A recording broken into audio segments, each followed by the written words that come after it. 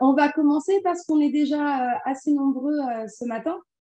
Et l'idée, c'est ce que je vous disais, c'est de tenir en 45 minutes et que vous ayez tous les éléments pour pouvoir mettre en place les élections professionnelles chez vous, mais aussi pour vos clients, que vous ayez toutes les infos. Donc, vous aurez le support, vous allez voir, hein, je le dis tout de suite, il est volontairement léger parce que pour l'animation, c'est un peu lourd. Pour les adhérents, vous retrouverez un support plus complet sur votre espace adhérent. Il n'y est pas encore, donc ce n'est pas la peine d'y aller, mais il sera aujourd'hui ou demain au plus tard. Déjà, je voulais vous remercier d'être présent pour ce nouveau café social ECF.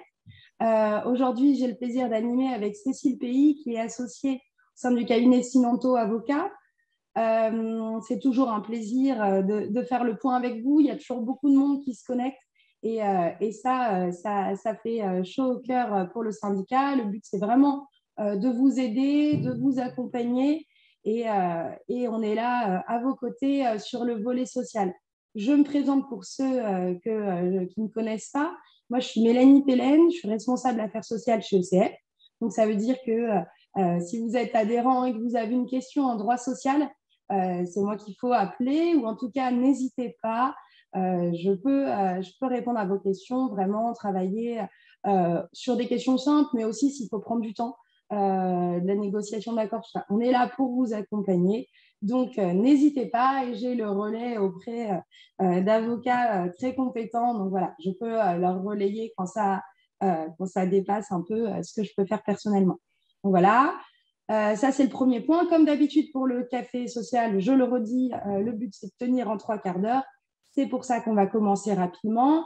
Et vous pouvez nous écrire dans la discussion sans problème.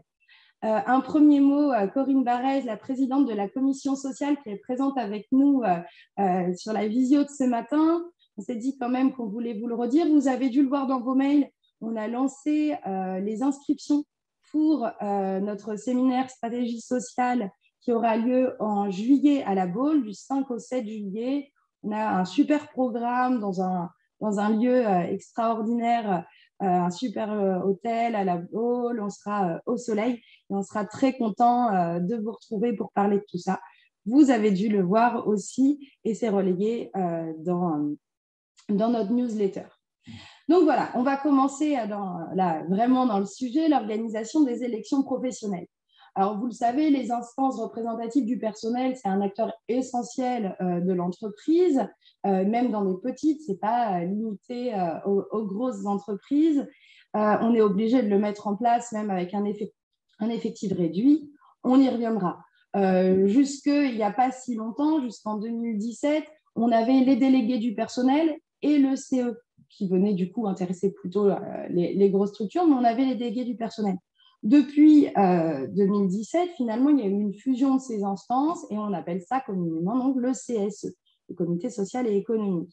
Le CSE, du coup, il a été mis en place pour la première fois en 2018 dans les entreprises et évidemment, le mandat durant 4 ans.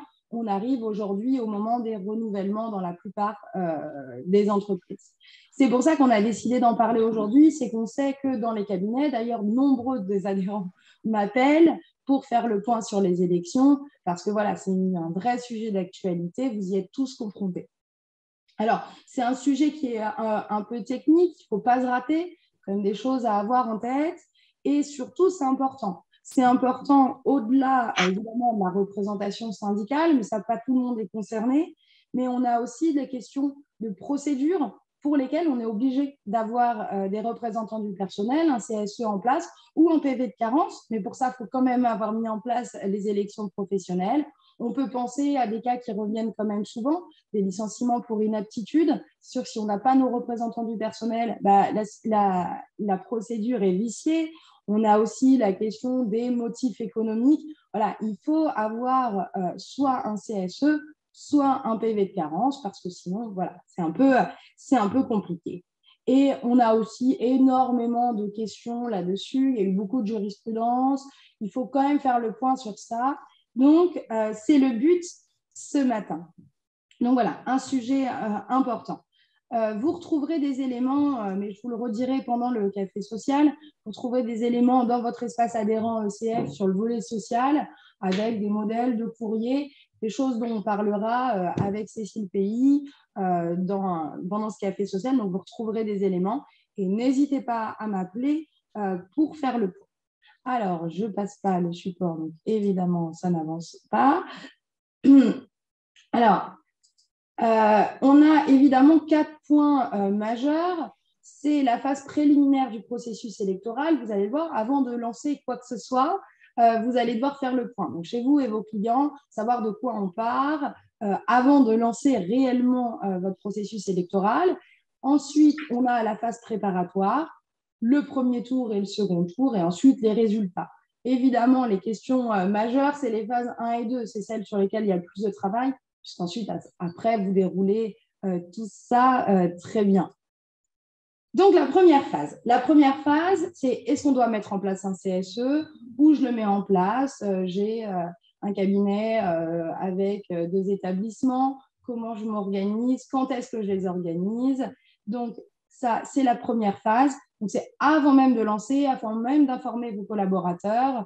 Donc, c'est le plus important.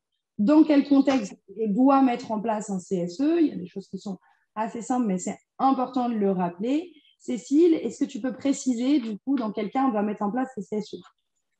Oui, alors bonjour à tous pour ceux qui n'étaient pas encore là quand j'ai salué. Effectivement, comme le dit Mélanie, la phase prépa préliminaire, elle est essentielle et notamment depuis le renouvellement des élections et la mise en place du CSE par les ordonnances Macron, parce qu'il y a eu des véhicules juridiques qui ont été différents par rapport à ce qui existait antérieurement. Et donc, il y a une phase préparatoire avec éventuellement la mise en place d'accords collectifs sur, on va le voir, la durée des mandats, le périmètre, etc. C'est pour ça que la première phase, elle est essentielle avec la deuxième pour que vous soyez sécurisé sur le processus électoral et notamment, étant donné l'évolution qu'il y a eu depuis 2018, peut-être que tout le monde n'a pas fait les choses complètement conformément aux dispositions légales. Donc, dans le cadre du renouvellement, bien vérifier tous ces points. C'est pour ça qu'on a voulu rappeler quelques éléments sur tout d'abord la mise en place, quand est-ce qu'il faut mettre en place un CSE dans une entreprise. Et là, une évolution majeure depuis les ordonnances. Aujourd'hui, c'est lorsque l'effectif est atteint au moins pendant 12 mois consécutifs et qu'il atteint 11 salariés équivalents temps plein. Antérieurement, on calculait sur les 36 derniers mois.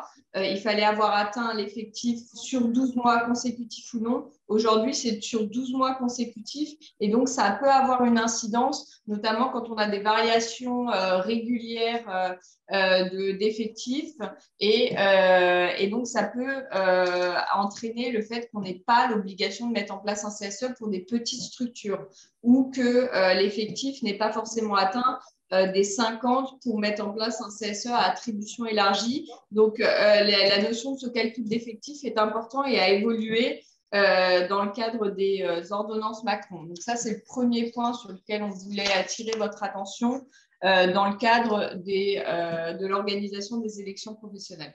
Ça veut dire que pour chacun de vos clients, il faut bien regarder s'il y a eu les 12 mois consécutifs. Il suffit qu'un mois, on soit retombé à 10 ou même 10 et demi selon le calcul, vu que c'est bien en équivalent taux plein, comme l'a dit Cécile. À 10 et demi, on repart pour 12 mois où on est tranquille. Il faut bien garder ces éléments-là, les avoir en tête et faire une alerte auprès de vos clients en leur disant, là, on arrive au plus de 11 pendant 10 mois. Voilà, préparez-vous. Si on continue comme ça, à ce moment-là, il va falloir mettre en place un CSE. Il ne faut vraiment pas hésiter à leur faire une alerte côté effectif. Donc ça, on disait le premier point. Le deuxième point qui est important, parce qu'on sait que beaucoup d'entreprises sont un peu éclatées, on n'a pas tous un seul lieu de travail. Et du coup, dans ce cadre-là, qu'est-ce qu'il faut faire, Cécile, pour mettre en place le CSE? C'est au niveau de chaque établissement, c'est au niveau du cabinet Alors, ça dépend effectivement de la notion notamment d'établissement distinct, qui est une notion juridique qui n'est pas nécessairement celle qui correspond à un site juridique ou un numéro de SIRET et un lieu géographique. mais c'est une notion qui est définie par la loi comme une autonomie de gestion de l'établissement. Si du coup, une entreprise a plusieurs sites géographiques ou même un seul site, mais au sein duquel on peut considérer qu'il y a des établissements avec une autonomie de gestion, on peut considérer effectivement qu'il y a des établissements au sein desquels, en fonction de l'effectif, il faut mettre en place un CSE. Et après, derrière, si une entreprise a plusieurs CSE d'établissement, à ce moment-là, mettre un CSE central. Et donc, se poser cette question, elle est essentielle en amont parce que aujourd'hui, depuis les ordonnances, on doit mettre en place le périmètre géographique par le biais d'un accord collectif. Et donc, négocier le périmètre si on a des délégués syndicaux. Si on n'en a pas, on le fait par décision unilatérale de l'employeur. Mais donc, on doit se questionner sur le périmètre géographique de mise en place du CSE. Et on le voit chez certains clients, des fois, il y a seulement des lieux géographiques avec aucune autonomie. Pour autant, le fait c'est que la loi n'est pas très précise sur le fait qu'il faille ou non négocier en amont. Et ce qu'on préconise, c'est effectivement de faire un accord ou une décision en fonction de la présence ou non de délégués syndicaux pour dire il y a un seul établissement distinct au sens des élections professionnelles et donc c'est normal qu'on mette en place un seul CSE d'entreprise et pas plusieurs CSE d'établissement pour se sécuriser sur ce périmètre et ensuite lancer le processus sur l'ensemble de l'entreprise si il y a effectivement au sens juridique un seul établissement distinct sur lequel on met en place le CSE. Ça veut dire, Cécile, que par exemple, si j'ai un cabinet avec, on va dire, un lieu de travail à Paris, j'ai aussi quelques collaborateurs qui sont à Versailles, j'en ai 8 d'un côté, 6 de l'autre. Si je veux faire un seul CSE, parce que finalement, il n'y a qu'une seule communauté économique et qu'il n'y a pas vraiment d'établissement distinct, à ce moment-là, avant de mettre en place mes élections, je dois faire une décision unilatérale pour dire, voilà, même s'il y a 2 lieux de travail, il y aura un seul CSE parce qu'il n'y a pas d'établissement distinct. Il faut l'écrire noir sur blanc. Exactement, exactement. Antérieurement, c'est le périmètre était dans le protocole d'accord préélectoral, donc c'est là que ça change un petit peu. C'est pour ça qu'on vous alertait sur la phase préliminaire, parce qu'il y a des choses qui doivent être faites avant le rétro-planning, la négociation du protocole, etc. Et ça doit être déterminé avant qu'on ouvre les négociations du protocole d'accord préélectoral. Effectivement, comme tu le dis, Mélanie, bien vérifier ça en amont. Et si on est dans le cas que tu expliques, qui doit arriver régulièrement dans vos cabinets, effectivement, il n'y a peut-être qu'une seule centralisation des décisions pour autant de lieux géographiques et pour sécuriser les choses. Si vous avez un délégué syndical, un accord collectif est négocié ou à minima, on ouvre les négociations. Évidemment, comme tout accord, on peut ne pas aboutir, on est obligé d'ouvrir les négociations. Et derrière, si les négociations aboutissent à un accord collectif ou une décision unilatérale, si ça n'aboutit pas. Ok, comme ça, c'est clair. Donc, on voit qu'on dépasse l'effectif de plus de 11. À ce moment-là, on regarde comment on est réparti pour savoir si oui ou non, on fait une décision unilatérale. Ensuite, bon, maintenant, j'ai mes plus de 11 sur 12 mois consécutifs. J'ai, par exemple, un seul établissement, donc je n'ai pas de difficulté. À ce moment-là, quand est-ce que j'organise mes élections? De quelle date je pars? Je pars de la fin de mes mandats? Je pars du dépassement de l'effectif? Comment on s'organise? Alors, effectivement, il faut distinguer la première mise en place d'un CSE. Donc là, vous avez atteint votre effectif au sein duquel un CSE doit être mis en place. Donc, à ce moment-là, on est censé organiser les élections rapidement après le dépassement du seuil d'effectif, sans qu'il y ait de délai obligatoire en ce sens défini par la loi. Pour autant, il faut le faire rapidement. Et à ce moment-là, on a des délais qui sont fixés à partir du moment où on informe les salariés. Il y a 90 jours maximum entre l'information des salariés et le premier tour des élections, sachant que le premier tour des élections et le deuxième tour des élections sont séparés de 15 jours. Donc, un point qui nous a semblé essentiel dans cette formation, c'est de rappeler que les ordonnances Macron ont ajouté quelque chose pour les TPE-PME parce qu'il y avait souvent l'organisation des élections avec tout un processus assez lourd d'organisation et pas de candidats. Pour les entreprises de 11 à 20 salariés ETP, a été mis en place un process particulier qui prévoit qu'au moment de l'information des salariés, si dans les 30 jours de cette information, il n'y a pas eu de candidature, à ce moment-là, on considère que le processus électoral est stoppé et que vous avez fait le nécessaire, sachant que là aussi, il faut après, derrière, faire un PV de carence pour vous sécuriser.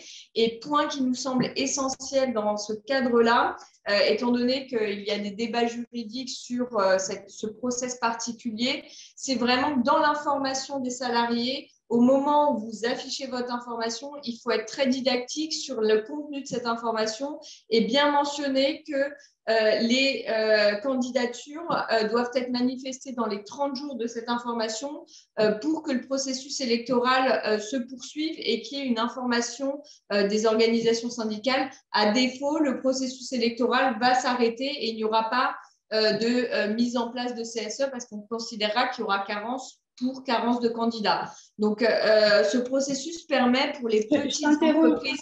Oui, vas-y, bien sûr. Vous le verrez, je vous le disais, pour les adhérents ECF, je vais mettre sur l'espace adhérent du site internet un modèle de courrier d'information du salarié assez précis là-dessus. Parce qu'on a beaucoup de cabinets, bon, déjà en dessous de 11, mais beaucoup d'entreprises, même de 11 à 20.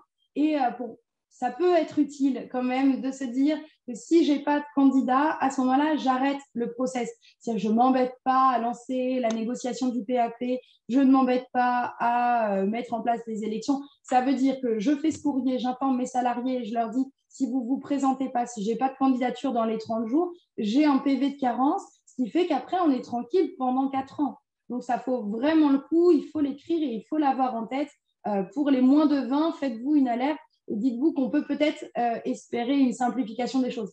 Même si, des fois, ça peut être souhaitable aussi d'avoir des représentants du CSE en fonction du candidat, si c'est quelqu'un de bien et il n'y a pas de difficulté. Mais voilà, ça peut être un sujet. On peut balayer cette question-là peut-être chez plusieurs de vos clients. Donc, ça peut valoir la peine. Le deuxième cas, du coup, c'est le renouvellement du CSE. Et là, comme tu l'expliquais, en fait, comment on raisonne? On raisonne par rapport à la date de fin de mandat. Donc, la date de fin de mandat étant fixée, à ce moment-là, il faut commencer le processus électoral 2 mois maximum avant cette date de fin de mandat, avec une information des organisations syndicales et des salariés 2 mois avant cette fin de mandat. Et donc, on d'où le terme rétro-planning, on rétro-pédale. Et ensuite, entre cette information et le premier tour des élections, il y a 90 jours maximum. Donc, voilà comment on raisonne pour déterminer quand est-ce qu'on initie le processus et à quelle date on commence à informer les organisations syndicales et l'information du personnel, ce qui implique quand même d'être assez…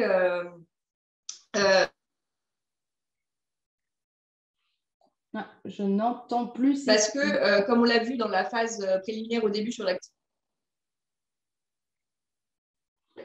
Je ne sais pas si vous avez la même chose que moi. Il peut y avoir une phase avant ces 2 mois qui peut prendre un peu de temps. Donc, n'hésitez pas 3-4 mois avant à être assez… à vous mettre au processus. Cécile, j'ai l'impression que… Est-ce que tu as un problème de connexion ou c'est la mienne? Je ne sais pas. Moi, je t'entends bien. Est-ce que quelqu'un… Il n'y a pas eu d'interruption pour les participants? Bon, a priori, on aurait sans doute eu une alerte si c'était le cas. Alors, deuxième point, c'est le mode d'organisation des élections professionnelles. On voit le vote électronique se développer. Est-ce que ça vaut le coup? Est-ce que ça ne vaut pas le coup? Est-ce qu'on travaille encore avec une urne? Est-ce qu'on fait une boîte postale? Comment on s'organise globalement, Cécile? Alors, de ce point de vue-là, je dirais que ce qui est essentiel, c'est à nouveau la façon dont est organisé votre lieu de travail. Si vous avez plusieurs sites géographiques, si vous avez beaucoup de télétravail, si ces modes d'organisation sont existants au sein de votre structure, le vote par voie électronique peut vraiment vous simplifier la tâche et vous permettre d'éviter des risques en termes de contentieux électoral parce qu'il y aurait des erreurs de vote, etc. Si on est sur une petite structure avec un seul lieu géographique, pas trop de télétravail, pas de choses comme ça, je dirais que le vote classique est tout à fait suffisant et permet une organisation assez simple des choses avec une urne, un isoloir, comme on va le voir. Mais c'est tout à fait suffisant à mon sens. Mais par contre, dès qu'on a quelques complications en termes de site géographique, c'est vrai que ça peut être intéressant et dès qu'on a un effectif assez conséquent, parce que ça évite le vote par correspondance. Le vote par correspondance, c'est du temps d'organisation, du temps administratif, etc. Et donc, c'est un bon moyen. La difficulté du vote par voie électronique, c'est quand on a un délégué syndical, on doit le mettre en place par accord collectif ou organiser les élections et à défaut par décision unilatérale. À défaut de présence de délégué syndical, on peut l'organiser par simple décision unilatérale de l'employeur. Et donc là aussi, c'est quelque chose qui est en amont du protocole d'accord préélectoral. Et le deuxième point, c'est qu'on doit avoir recours à une entreprise qui organise le vote par voie électronique. Donc elle est assez accompagnante en termes de modèles, etc. Mais pour autant, ça a un coût, ça peut avoir un coût qui est en fonction de l'effectif, etc., mais qui n'est pas forcément négligeable pour une petite structure. Donc, c'est les points qu'il faut avoir en tête pour se décider si oui ou non on a recours au vote par voie électronique. Oui, parce que si vous avez une mission chez un de vos clients où vous devez le mettre en place, le coût peut venir complètement remettre en question votre intervention parce que si l'entreprise prend 2 500 € pour organiser les élections, il est difficile de facturer beaucoup plus à un client. Donc, si jamais le client envisage de passer par un prestataire, voilà, il faut lui dire que c'est un coût important pour quelque chose qui n'est pas forcément essentiel si ses collaborateurs viennent au travail, voilà, sauf cas exceptionnel, ça ne vaut pas forcément le coup ou à part effectif particulièrement important. Alors, si juste je peux rajouter un mot, c'est par contre que soyez vigilant quand même, votre intervention, elle peut être utile pour la relecture des documents, etc. Parce que des fois, c'est très formaté par les entreprises de vote électronique et on voit quand même des erreurs en matière de rétroplanning, de documents. Donc, il peut y avoir différents stades d'accompagnement, de simple relecture de ce que fait. Mais effectivement, comme le dit Mélanie, ça peut sembler pour le client être un double coût. Donc, amender votre intervention, mais en tous les cas, elle peut être quand même utile, mais complémentaire et plus limitée. Alors, là, vous le voyez pas bien parce que c'est petit, mais je vous dis, hein, il sera sur votre espace adhérent ECF, le rétro-planning. C'est un rétro-planning type, évidemment, avec toutes les précautions qu'on peut prendre dans ces circonstances. Mais l'idée, c'est que vous ayez vraiment en tête avec, maintenant que je sais, j'ai mon effectif, maintenant je sais comment je veux le mettre en place, maintenant que je sais combien j'ai d'établissements, est-ce que j'ai un établissement distinct, j'ai fait toutes ces choses-là.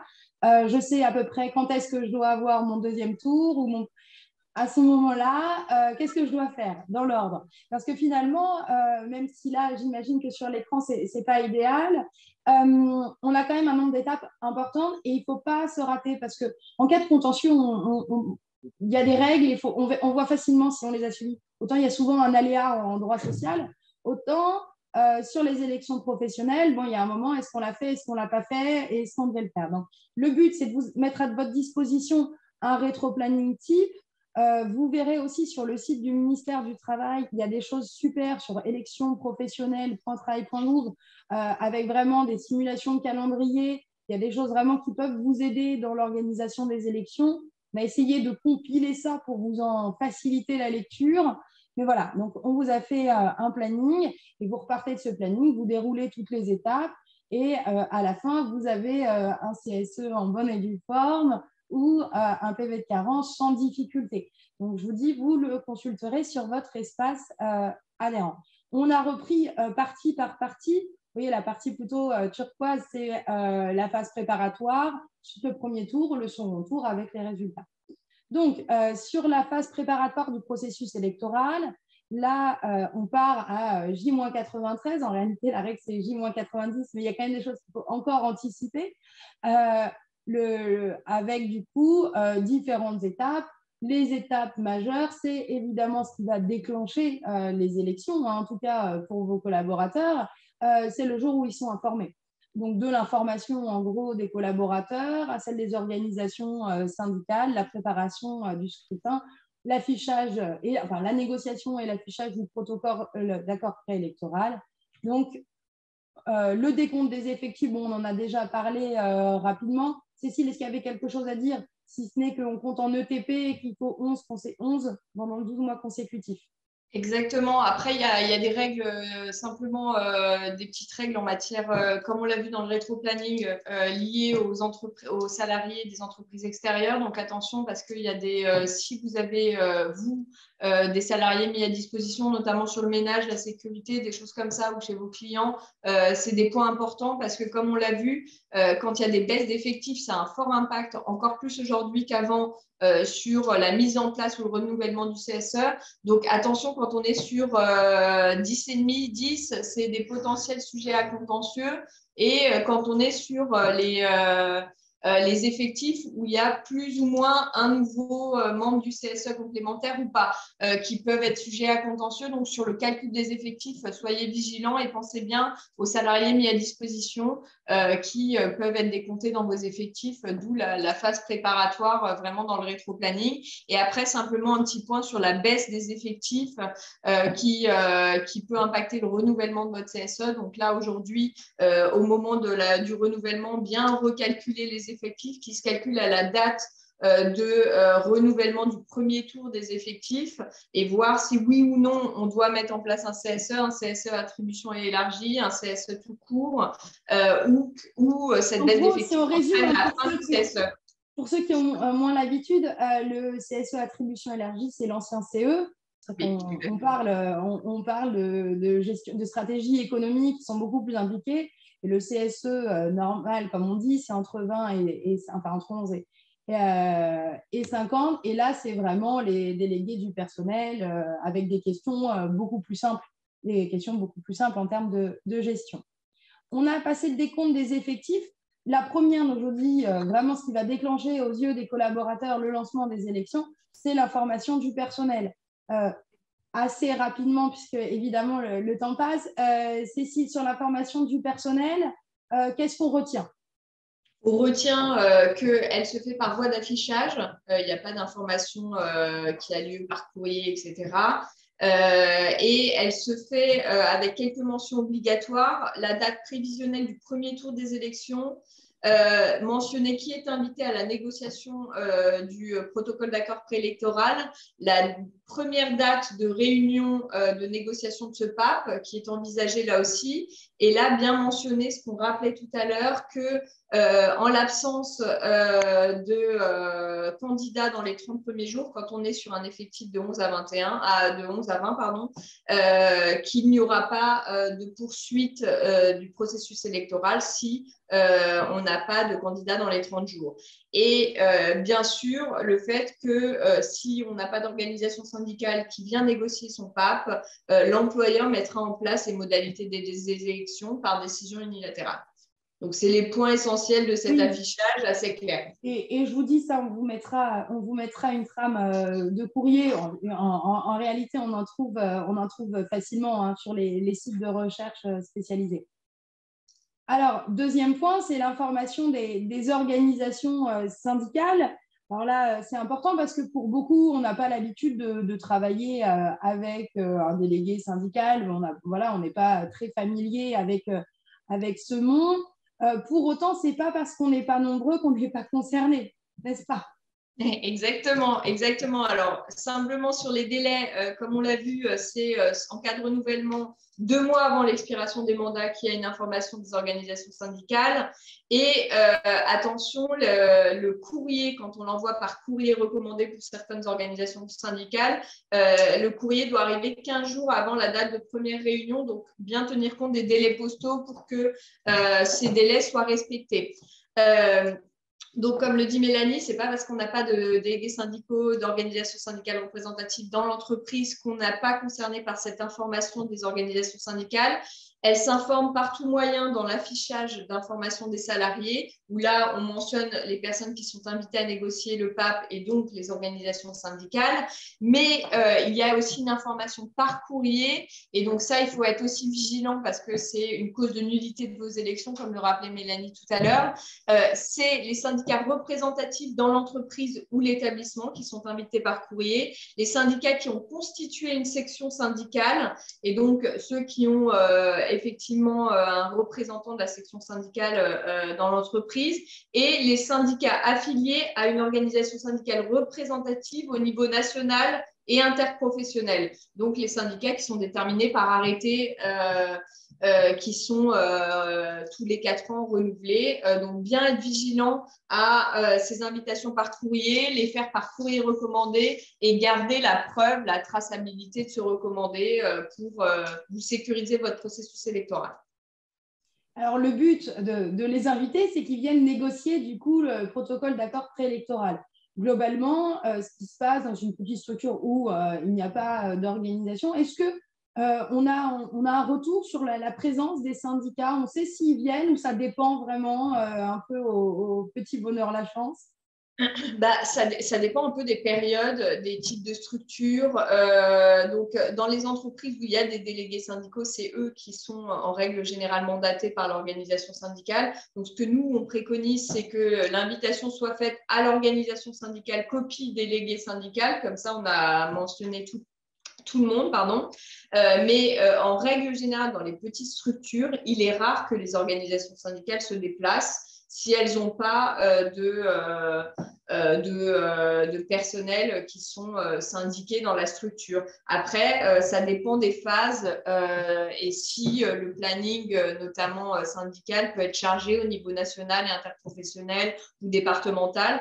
Mais en règle générale, chez nos clients, les petites structures ont peu d'organisations syndicales qui viennent négocier le PAP. Et quand elles viennent négocier, quand elles ne sont pas intégrées dans la structure, les négociations se déroulent en règle générale relativement bien. Ça peut être tendu plus dans des grosses structures avec des délégués syndicaux, des périmètres un peu compliqués, etc.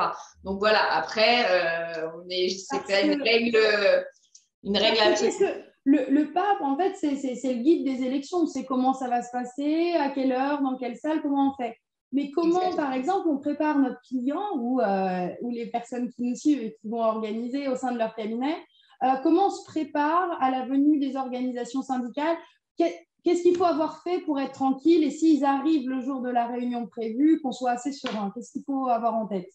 Je dirais qu'il faut avoir en tête, le contenu obligatoire du PAP, savoir ce qui est obligatoire, ce qui est négociable ou pas négociable, et dans ce qui est négociable, qu'est-ce qui peut, quelles sont les règles de validité, c'est-à-dire jusqu'où on peut négocier. Donc, dans son PAP, qui est, on va dire, effectivement le déroulement des élections professionnelles, à ce moment-là, se mettre soit sur le document qu'on a en tant qu'employeur, le projet, évidemment faire un projet, pardon, c'est peut-être là qu'il faut commencer, mais c'est l'employeur qui vient avec un projet de PAP, parce que quand on dit négociation en entreprise, en réalité, vous avez la main en tant qu'employeur sur le premier projet et ça peut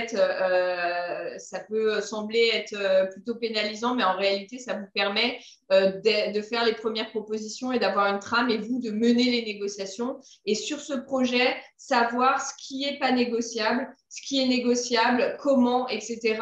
Ça me semble être le point essentiel pour qu'après, derrière, si quelqu'un vient, vous sachiez répondre quand on vous demande en fait, je ne voudrais pas des mandats de 4 ans, mais je voudrais des mandats de 3 ans. Est-ce que j'ai le droit? En réalité, non, ce n'est pas dans le protocole d'accord préélectoral, mais c'est dans un accord collectif qui se négocie en entreprise en amont du protocole d'accord préélectoral. Donc, je ne peux pas accéder à votre demande, etc. Et sur chaque point, finalement, avoir un petit éclairage pour savoir si, oui ou non, on peut me demander plus de délégués, plus d'heures de délégation, etc. Toutes ces questions-là sur lesquelles, au moins, vous avez un éclairage et vous êtes, si on vous pose la question, vous savez si oui ou non, ils peuvent vous le demander. Et si oui, est-ce que vous voulez négocier sur ce terrain-là ou pas? Alors, on a deux questions en attente. Une, on va y revenir. Enfin, la première, on ne va pas être dans l'ordre, mais sur les sites géographiques, est-ce qu'on a plusieurs unes? Ça, on ira après. Mais là, la question, c'est dans les entreprises de moins de 20, est-ce que j'attends 30 jours pour savoir si oui ou non j'ai un PV de carence avant d'inviter les syndicats? Oui, tout à fait. Bah oui, tout à fait. Oui, oui, si vous on les attend. invitez, ils vont venir. Voilà, exactement. Si vous voilà. invitez les syndicats, en fait, vous les invitez à négocier le protocole d'accord préélectoral, alors que en fait, le processus n'aura pas lieu. Donc, on attend les 30 jours. Si on a un candidat avant, dès qu'il y a un candidat, même s'il y a plusieurs autres postes, plus qu'un, à ce moment-là, mais en fait, de 11 à 20, il n'y en a qu'un de toute façon, pardon. Mais en fait, dès que vous avez un candidat, vous pouvez inviter les organisations syndicales. Vous n'êtes pas obligé d'attendre les 30 jours. Mais par contre, si vous n'avez pas de candidat, vous attendez bien les 30 jours pour déterminer si oui ou non il y aura carence. Alors, ensuite, voilà, vous avez négocié votre PAP. Il faut établir la liste électorale. Sur ça, vu le délai, je t'invite à faire court, Cécile. De toute façon, il n'y a pas de difficulté majeure. Oui, alors sur la liste électorale, je pense que le point qui est essentiel, c'est effectivement de vérifier qui est électeur et qui est éligible. Le seul point qui a vraiment évolué sur la question de l'électorat et qui a évolué en 2022, donc c'est essentiel, c'est les personnes qui sont assimilées au chef d'entreprise et qui ont une délégation de pouvoir. Avant, l'article du Code du travail prévoyait qu'ils ne pouvaient pas être électeurs parce qu'ils étaient assimilés au chef d'entreprise. Cet article du Code a été considéré comme non constitutionnel et donc il a été abrogé par les dispositions électorales. Donc même les salariés qui ont une délégation de pouvoir sont bien électeurs. Et ils ne sont pas éligibles par contre, mais ils sont bien électeurs. C'est le seul point qui a évolué, je dirais, en matière d'électorat et d'éligibilité. Après, sur l'éligibilité, le deuxième point qui est essentiel, c'est qu'avant la fusion des instances au sein du CSE, les salariés mis à disposition sous certaines conditions pouvaient être éligibles au comité d'entreprise, donc ce qu'on appelle aujourd'hui le CSE à attribution élargie. Aujourd'hui, ils sont plus éligibles, mais par contre, ils peuvent être électeurs. Donc là aussi, petite évolution de ce qui existait antérieurement.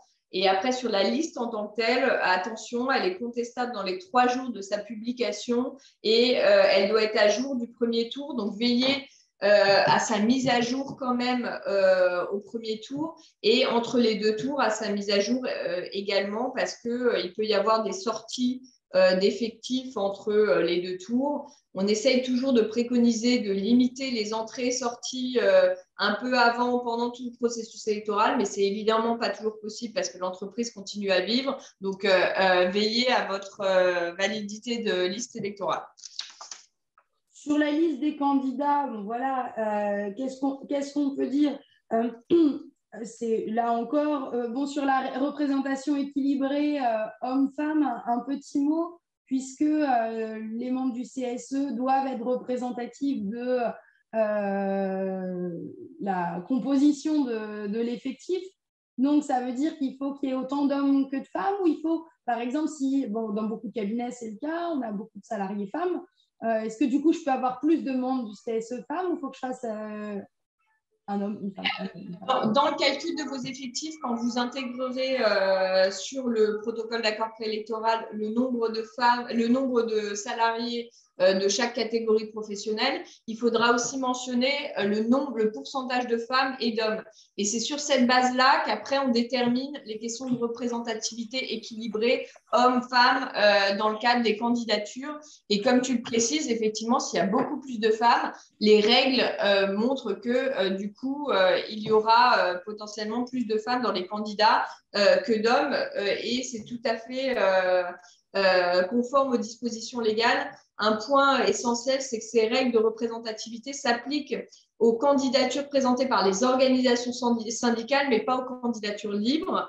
Et ces règles sont essentielles, mais vous n'êtes pas juge de la validité des candidatures. Donc, vous pouvez éventuellement, si vous voyez que les candidatures ne respectent pas les règles, stipuler à l'organisation syndicale qu'il y a une difficulté sur la représentativité, mais vous ne pouvez pas considérer que la candidature n'est pas en soi acceptable. Ou à défaut, il faudra la contester judiciairement, mais vous ne pouvez pas vous-même ne pas la considérer comme une candidature. Alors ensuite, bon, sur la préparation du matériel électoral, là vraiment, on reste sur des choses assez intuitives. Les salariés sont isolés quand ils votent. Évidemment, ce n'est pas l'employeur qui vérifie, qui donne la consigne. On a une urne. Cécile, tu me disais qu'il était possible de demander un isoloir et une urne en mairie? Oui, tout à fait. C'est les seuls points. Si vraiment vous voulez du matériel, évidemment, achetez pas pour vous sécuriser en ayant du matériel électoral conforme.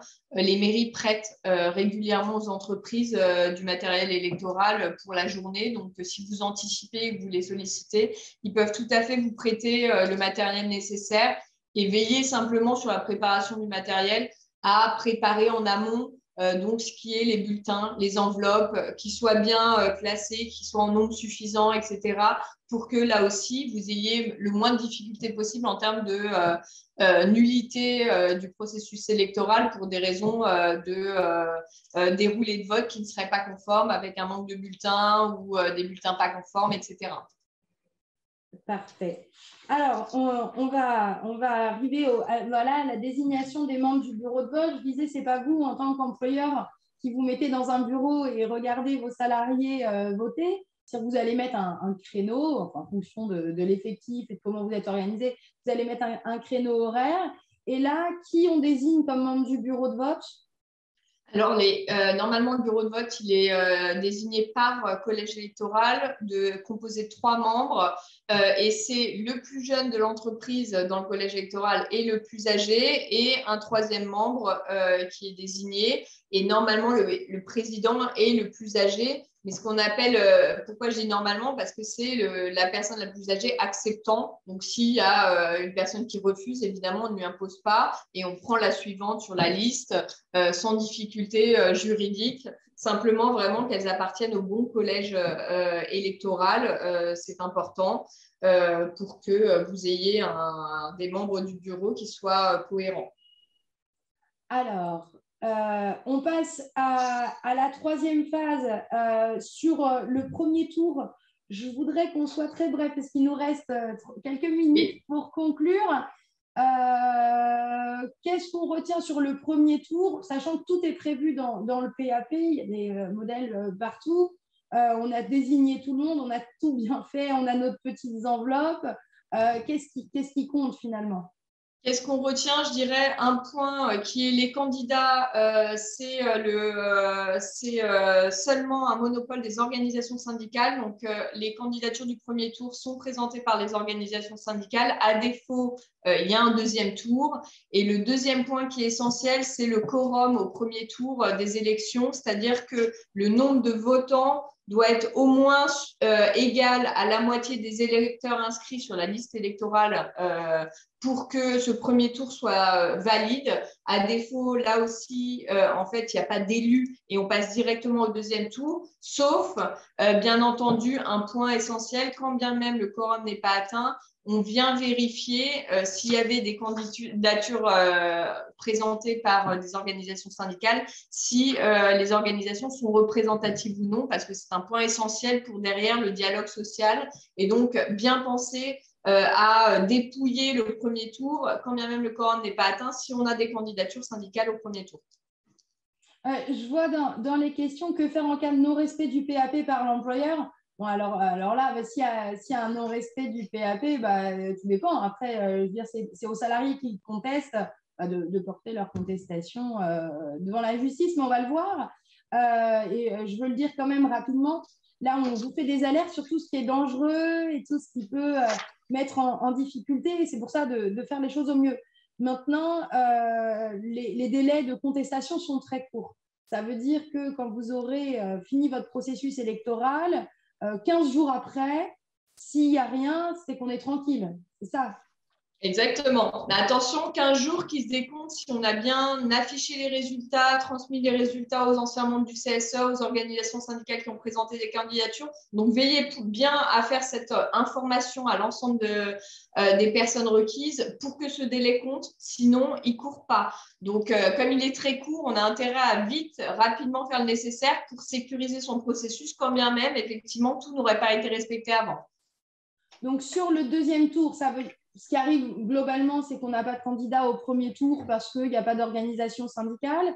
Donc, je relance le deuxième tour, je réaffiche les listes et de candidats, du coup, qui seront complétés, d'électeurs et d'éligibles. Et à ce moment-là, j'organise. Finalement, ce qu'il faut regarder, où on peut retrouver tous les CERFA, parce qu'on remplit un CERFA, on ne le fait pas sur un doc qu'on s'est créé nous-mêmes avec les résultats. Exactement. Ça, c'est le point essentiel et c'est sur le site élections professionnelles travail.gouv, celui qu'on vous a mentionné sur le rétro-planning. Vous avez tous les CERFA et il faut bien prendre le bon CERFA, titulaire, quel collège, etc., suppléant. Vous avez un CERFA par collège et titulaire et suppléant. Donc, bien remplir le bon nombre de CERFA.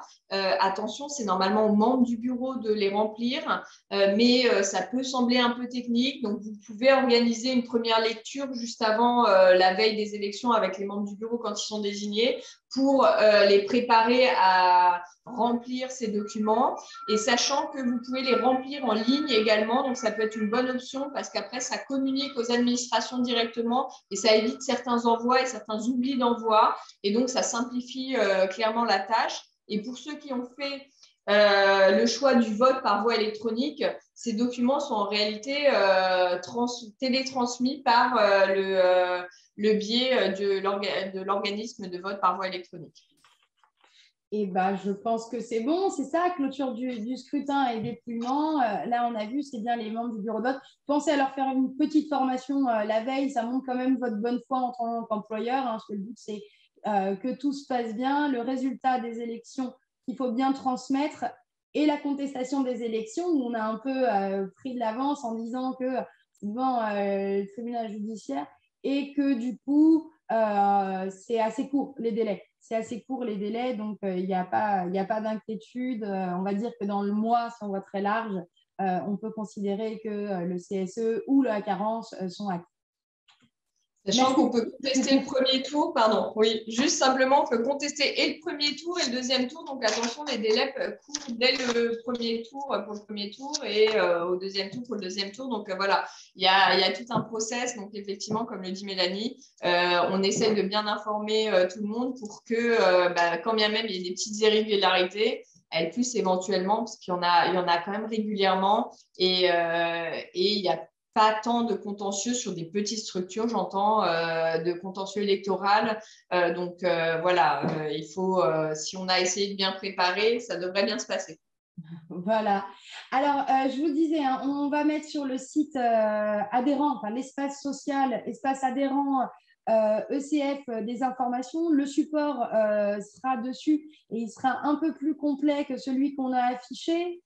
Et je vous mettrai quelques modèles, notamment l'information des salariés Voilà, donc ça, je vous le mettrai. Je suis joignable. Normalement, vous avez tous eu un mail avec mon adresse. Donc, c'est mélanie.pelen@ecf.fr. Donc, vous retrouvez de toute façon mes coordonnées facilement. N'hésitez pas à m'appeler. Merci beaucoup, Cécile, pour ce matin. On a presque tenu le délai. On a 5 minutes de trop. Vous trouverez normalement le replay, si tout s'est bien passé, vous retrouverez le replay sur la newsletter ECF Connect et sur notre chaîne YouTube, parce que c'est pas une chaîne YouTube. Je suis sûre que grand monde aille directement la consulter, mais vous pouvez le faire, vous retrouverez même les anciens cafés sociaux. Et on se retrouve prochainement pour un événement. On vous attend à la Baule nombreux et nombreuses. Et je vous souhaite à tous une bonne journée et à très bientôt. Au revoir. Merci beaucoup, à bientôt, au revoir. Alors.